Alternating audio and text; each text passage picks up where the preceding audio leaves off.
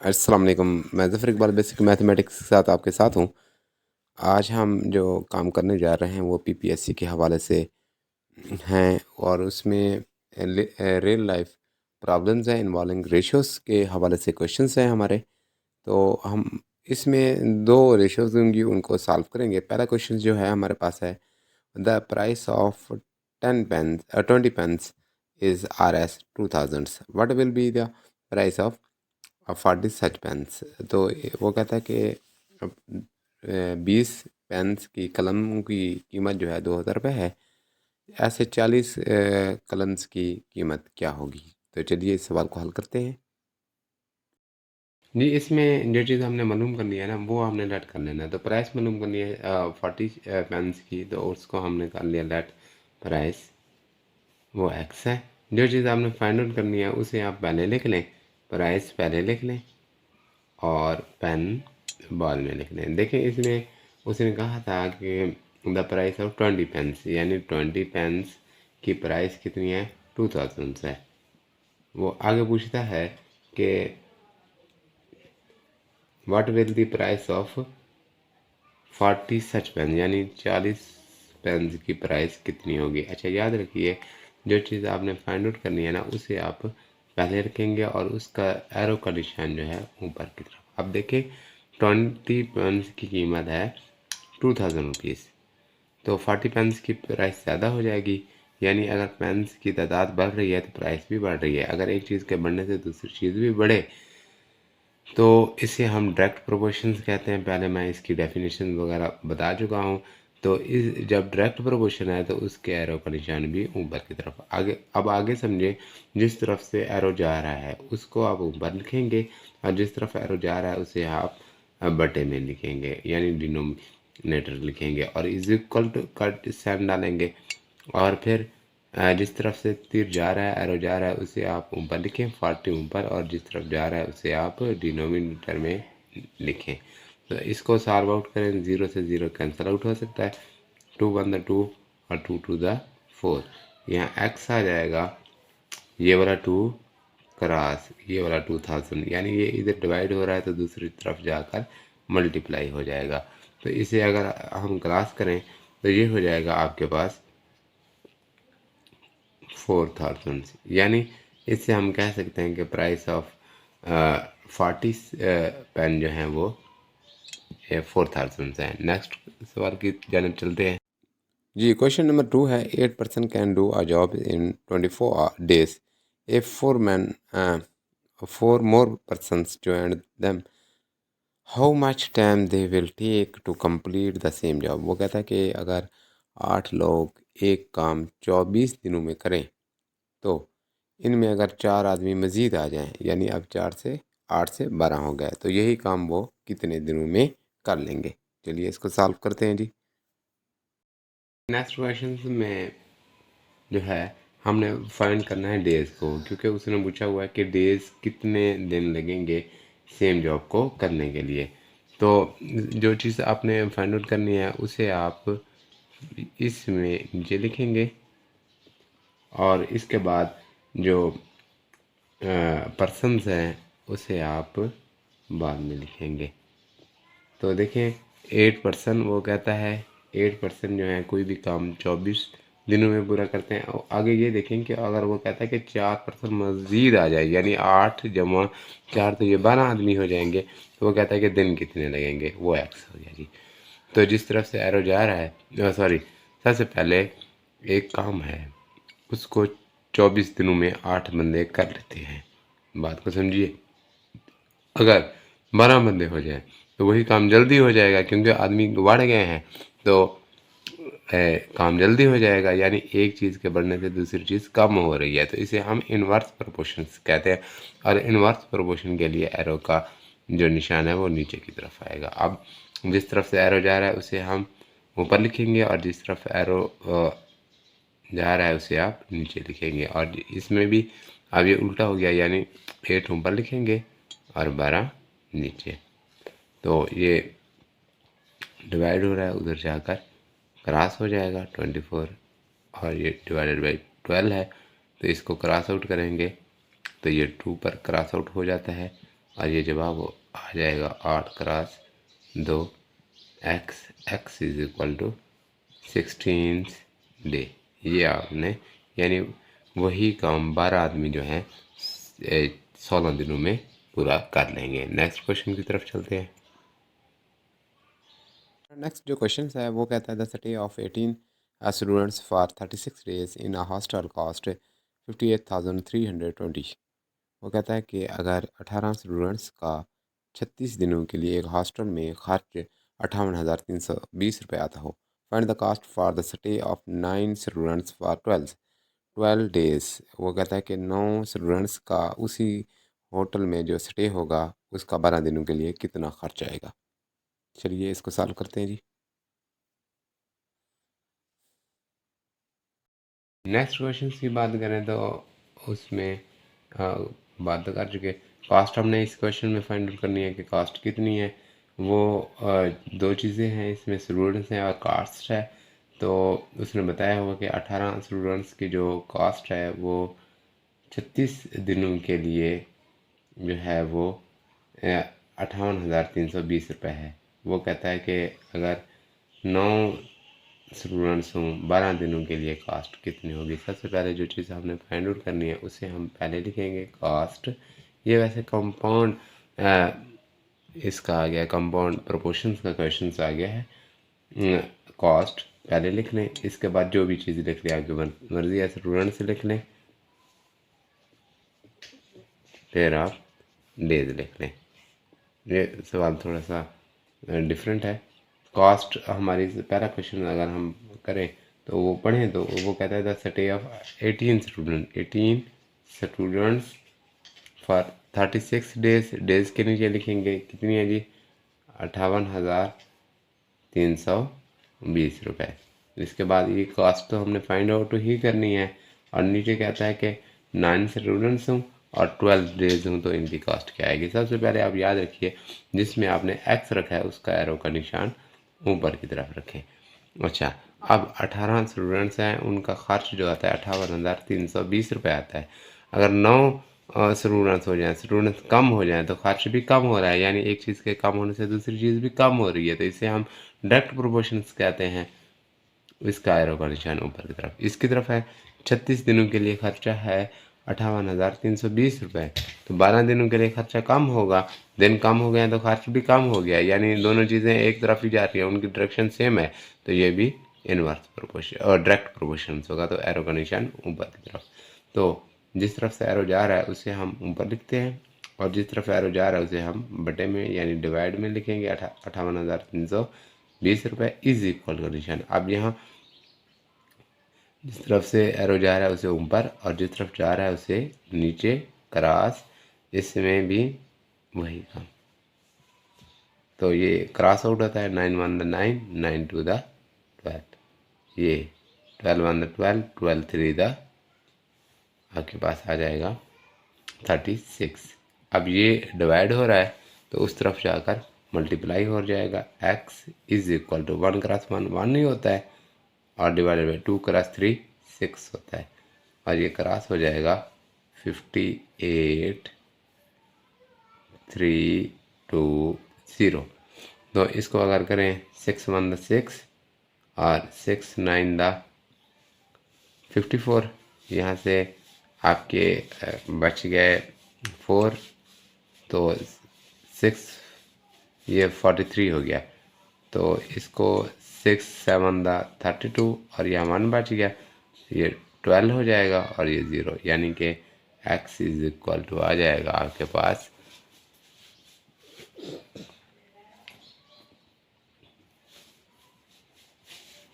9,720 rupees.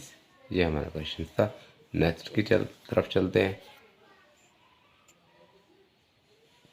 ये question number 4 है the price of 18 shirts is RS 22,000। What would be the price of 30 such shirts. वो कहता है कि अगर 80 शर्ट्स की प्राइस 22,000 रुपये हो तो 30 शर्ट्स की कीमत क्या होगी। इसमें भी हमने प्राइस मालूम करनी है जी, कि उसने बताया हुआ है कि प्राइस फाइंड आउट करें इसमें। तो जो चीज़ फाइंड आउट करते हैं हम उसे लेट कर लेते हैं, और जो लेट करते हैं उसे हम पहले लिखते हैं प्राइस, फिर जो है आपकी शर्ट्स है तो शर्ट्स बाद में लिखेंगे। तो इसमें कहता है कि जी 80 शर्ट्स की जो प्राइस है वो है जी 2200 रुपीज़, नहीं बल्कि टोटल है 22,000, 22,000 रुपीज़। तो प्राइस 30 शर्ट्स की प्राइस हमने मालूम करनी है। तो इसका जिस तरफ एक्स लिखते हैं, जो चीज़ फ़र्क करते हैं उसका एरो हमेशा ऊपर की तरफ होता है। और इसके बाद देखें, अगर 80 शर्ट्स की प्राइस जो है वो 22,000 रुपये है, तो 30 शर्ट्स की प्राइस कम होगी। तो दोनों की डायरेक्शन सेम हो रही है, यानी शर्ट्स की अगर तादाद कम हो रही है तो प्राइस भी तो कम हो रही है। तो ये डायरेक्ट प्रोपोर्शन होगी। डायरेक्ट प्रोपोर्शन के लिए तीर का निशान हम ऊपर की तरफ करेंगे। अच्छा जी, जिस तरफ से आपको पता है तीर जा रहा होता है उसे हम ऊपर लिखते हैं, और जिस तरफ जा रहा है होता है उसे हम बटे में लिखते हैं। इज इक्वल टू जिस तरफ से तीर जा रहा है उसे हम ऊपर लिखेंगे, और जिस तरफ तीर जा रहा है उसे हम बटे में लिखेंगे। 0 से 0 कैंसिल आउट। ठीक है जी। इसके बाद ये आपके पास डिवाइड हो रहा है, तो उधर जाकर आपका मल्टीप्लाई हो जाएगा। 3/8 क्रॉस 22,000। अब ये 8 1 द 8, 8 2 द क्या हो जाएगा आपके पास ये 16, यहाँ से बच गया 6, ये यानी 60 हो गया। 60 तो ये 7 पर चला जाएगा, यहाँ 4 बच गया, 5 हो जाएगा, और ये 0। आप इसको वैसे भी अगर आप डिवाइड करें तो यही आ जाएगा 2750। अच्छा जी, ये क्रॉस करें 3 क्रॉस 2750। इसको अगर मल्टीप्लाई करें तो 300 3 5 द 15, 1 कैरी हो गया, 3 7 द 21, 21 और ये वाला 1 22 हो जाएगा, फिर 2 आ गया, 3 2 द 6 6 और 2 8 हो जाएगा। यानी ये हो जाएगी प्राइस जो है आपके पास 30 शर्ट्स की हो जाएगी 8,250 रुपये। नेक्स्ट क्वेश्चन की तरफ चलते हैं हम जी। जी हमारा नेक्स्ट क्वेश्चन है question number 5। In the school hostel of 300 students of food stocks for 30 days was present. Later on 50 students left the hostel for how many days the same food will be sufficient for the remaining students. वो कहता है कि एक school में 300 students के लिए 30 दिनों के लिए खुराक मौजूद है। अगर 50 स्टूडेंट्स चले जाएं तो ये खुराक कितने दिनों के लिए काफ़ी होगी। अच्छा जी, इस क्वेश्चन में हमने क्या फाइंड आउट करना है जी? डेज फाइंड आउट करने हैं। क्वेश्चन नंबर 5 है, तो दैट डेज वो एक्स हो जाएगा। आपको पता है जो चीज़ हमने फाइंड आउट करनी होती है उसे हम पहले लिखते हैं, और जो चीज़ हमें मालूम है वो हम बाद में लिख लेते हैं। ठीक है जी। अच्छा, दोबारा क्वेश्चन को पढ़ें। In a school hostel of 300 students food stock is 30 days, यानी 300 स्टूडेंट्स के लिए 30 दिनों के लिए खुराक मौजूद है। तो वो कहता है कि अगर इसमें से 50 स्टूडेंट्स चले जाएं, 300 में से 50 चले जाएं तो बाकी 250 स्टूडेंट्स बच जाएंगे। तो वो कहता है कि कितने दिनों के लिए ये खुराक आपके पास रहेगी। तो जहाँ तीर लगाते हैं उसका तीर ऊपर की तरफ। अच्छा, 300 स्टूडेंट्स हैं तो 30 दिनों के लिए खुराक है। अगर 250 स्टूडेंट्स हो जाएं तो ज़्यादा दिनों के लिए वही खुराक चलेगी क्योंकि स्टूडेंट्स कम हो गए हैं, खुराक तो वही है। तो ये एक चीज़ कम हो रही है और दूसरी चीज़ बढ़ रही है, यानी स्टूडेंट्स कम हो रहे हैं, डेज ज़्यादा हो रहे हैं। तो इनवर्स प्रोपोर्शन है, एक चीज़ के बढ़ने से दूसरी चीज़ अगर कम हो जाए या एक चीज़ के कम होने से दूसरी चीज़ बढ़ जाए तो इनवर्स प्रोपोर्शंस होता है। उसके लिए एरो का निशान नीचे की तरफ। एक्स जिस तरफ से तीर जा रहा है उसे ऊपर, और जिस तरफ तीर जा रहा है उसे नीचे लिखते हैं। इज इक्वल टू ये जिस तरफ से तीर आ रहा है ऊपर 300 डिवाइडेड बाई 250, तो ये कैंसिल आउट हो जाएगा जी। मज़ीद ये जो है 5 पर भी करता है, 5 5 द 25, 5 6 द 30। तो x ये डिवाइड हो रहा है, उधर जाकर मल्टीप्लाई हो जाएगा 30।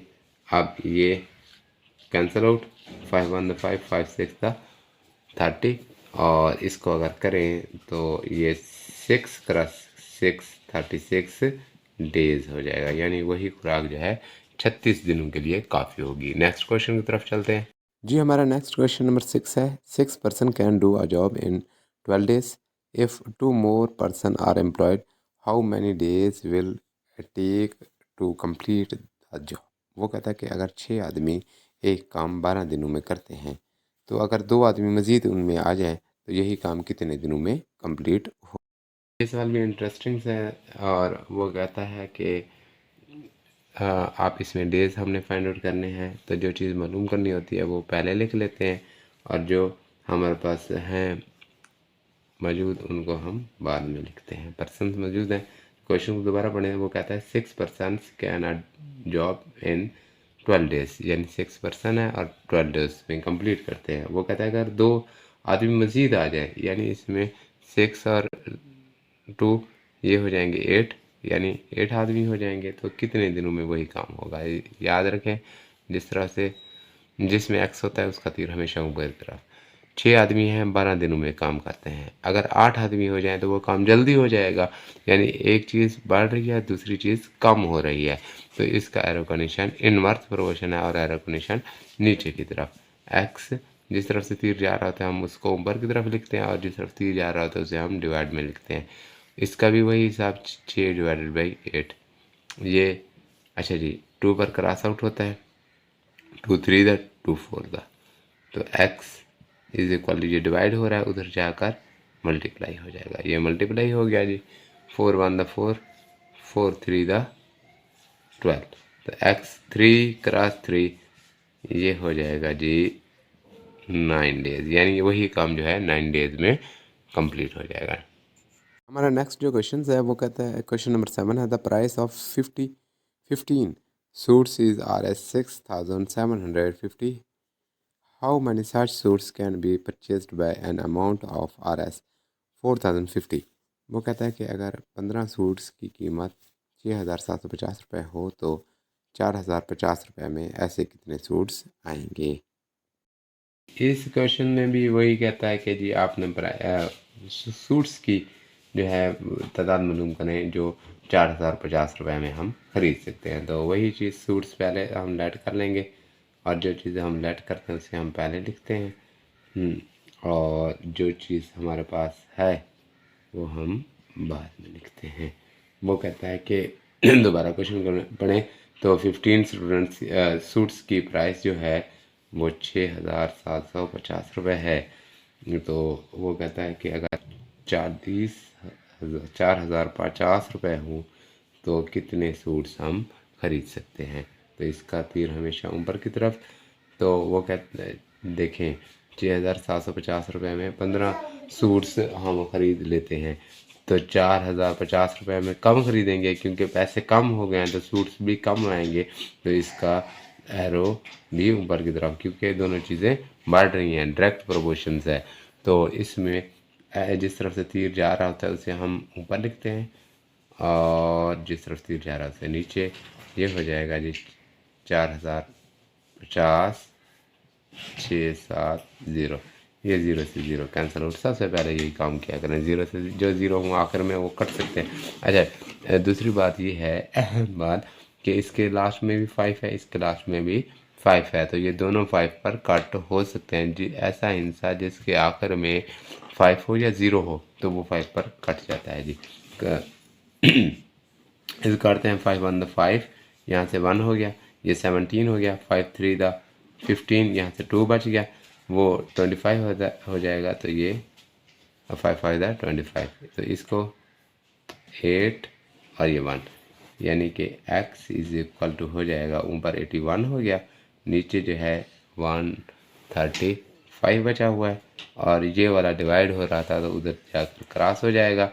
याद रखें 15 1 द 15, 15 9 द 135 और ये 9 1 द 9, 9 9 द क्या हो जाएगा जी 81। तो x आपके पास आ जाएगा 9 शर्ट्स, यानी हमने इस 4,050 रुपये से 9 सूट्स खरीद सकते हैं, 9 सूट्स खरीद सकते हैं। नेक्स्ट क्वेश्चन की तरफ चलते हैं जी। जी हमारा नेक्स्ट क्वेश्चन है question number 8। A motorcycle cover 19 kilometre in 2 liters of petrol and how many litres of petrol will it cover 225 kilometre. वो कहता है कि अगर एक मोटरसाइकिल 90 किलोमीटर का सफ़र 2 लीटर्स में पूरा करता हो तो 225 किलोमीटर का सफ़र कितने लीटर पेट्रोल में कवर होगा। जी, इस क्वेश्चन में हमने मालूम करना है कि कितने लीटर पेट्रोल लगेगा। तो सबसे पहले जो चीज़ हमने मालूम करनी होती है वो पहले लिख लेते हैं, पेट्रोल और यहाँ किलोमीटर्स। पेट्रोल लीटर्स में है तो एल लिख लें साथ। तो देखें वो दोबारा पढ़ें तो वो कहता है कि 90 किलोमीटर जो हैं वो 2 लीटर पेट्रोल में पूरे हो जाते हैं। अगर 225 किलोमीटर करना पड़ जाए तो कितना पेट्रोल लगेगा। तो सबसे पहले इसका तीर तो ऊपर की तरफ रखें 90 किलोमीटर हैं 2 लीटर्स में होते हैं, 225 लीटर ज़्यादा पेट्रोल लगेगा जी। तो इसका यानी कि ये किलोमीटर बढ़ रहे हैं तो पेट्रोल भी बढ़ रहा है, तो डायरेक्ट प्रोपोर्शन है। डायरेक्ट प्रोपोर्शन के लिए तीर ऊपर की तरफ, x डिवाइडेड बाई आप इसको करेंगे 2 इज इक्वल टू ये लिखेंगे 225 डिवाइडेड बाई 90। अच्छा, फिर लास्ट क्वेश्चन में कहा हूँ कि जी जिसके लास्ट में 0 हो या 5 हो तो 5 पर कट आउट हो सकता है, तो इसको भी काट दे। 5 वन द 5, यहाँ से बच गया जी आपके पास 4 और ये 0 8 40 हो गया। तो 40 5 8 द 40। इसके बाद इसको कटें 5 4 द, और यहाँ से बच गया आपका 2 5 5 द 25 एक्स बच जाएगा। और ये 45 डिवाइडेड बाई 18 और ये वाला 2 हो जाएगा। अब ये 2 1 द 2 2 9 द 18। अच्छा, अब मज़ीद करता है, फिर ये 9 1 द 9 और 9 5 द जो है 45। तो एक्स हो जाएगा सिर्फ 5, यानी 5 लीटर अगर पेट्रोल हो तो आपका वो सफ़र कंप्लीट हो सकता है 225 किलोमीटर वाला। नेक्स्ट क्वेश्चन, क्वेश्चन नंबर 9 है, और इसमें कहता है कि a certain journey by train से takes 5 hour at the speeds of 45 kilometre per our.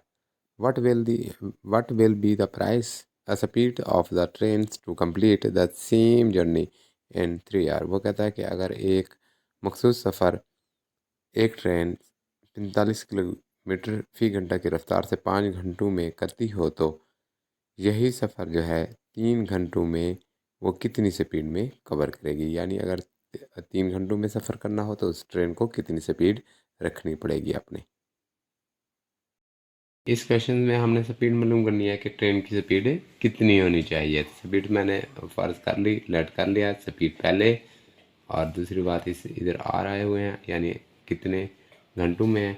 वो कहता है कि दोबारा पढ़ें तो 5 आवर में 45 किलोमीटर फी घंटा की रफ्तार से चलती है तो कवर वो कर लेती है। अगर वही सफ़र हमें 3 घंटों में करना पड़े तो स्पीड क्या रखनी पड़ेगी। देखें 5 घंटों में 45 किलोमीटर पर आवर की स्पीड पर हो जाती है, तब जाकर वो कवर होता है। अगर 3 घंटे हो जाएं यानी जल्दी करना पड़ जाए तो स्पीड हमें बढ़ानी पड़ेगी, यानी कि ये जो वक्त है वो कम हो रहा है और स्पीड जो है हमारी बढ़ रही है। एक चीज़ बढ़ने से दूसरी चीज़ कम हो जाए तो उसे इन्वर्स प्रोपोर्शन कहते हैं, और इन्वर्स प्रोपोर्शन के लिए तीर नीचे की तरफ। तो इसका x डिवाइडेड बाई 45 लिखेंगे, क्रॉस करेंगे 5 divided by is equal to 5 divided by 3। ये मल्टीप्लाई हो रहा है क्योंकि नहीं क्रॉस आउट उठा तो उधर जाकर मल्टीप्लाई हो जाएगा, डिवाइड हो रहा है 45, ये 3 1 3 और 3 15 हो जाएगा। तो 15 5 का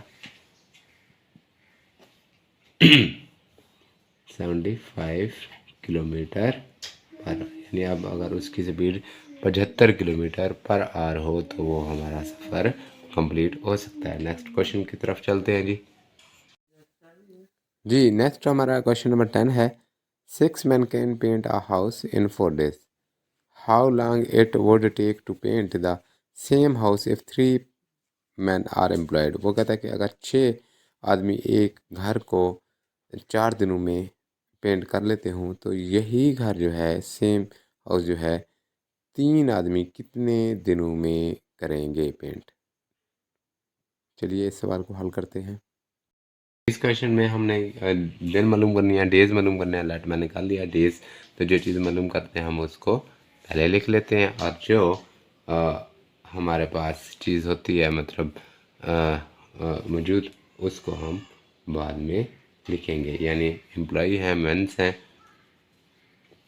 वो बाद में लिख लें। वो देखें 6 मंथ्स है, और वही जो है काम जो है वो करते हैं 4 डेज़ में। अगर वो कहता है कि सिर्फ 2 आदमी रखे जाएं, 3 आदमी रखे जाएं सॉरी, तो यही काम कितने दिनों में होगा? देखें इसका तीर तो हमेशा ऊपर की तरफ।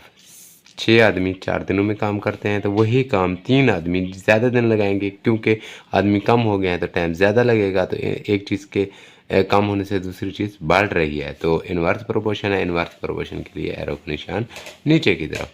x is equal to x divided by 4 हो जाएगा, और यहाँ 6 डिवाइडेड बाई 3 हो जाएगा। 3 1 द 3 और 3 2 द 6।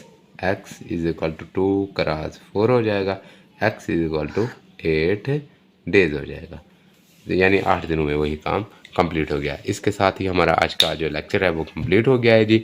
नेक्स्ट लेक्चर में इंशाल्लाह हम कंपाउंड प्रोपोर्शंस की बात करेंगे, और उसके रिलेटेड जो हैं क्वेश्चंस करेंगे। वो हमारा लास्ट लेक्चर होगा रेशो के हवाले से। इसके बाद हम नेक्स्ट टॉपिक की तरफ जाएंगे।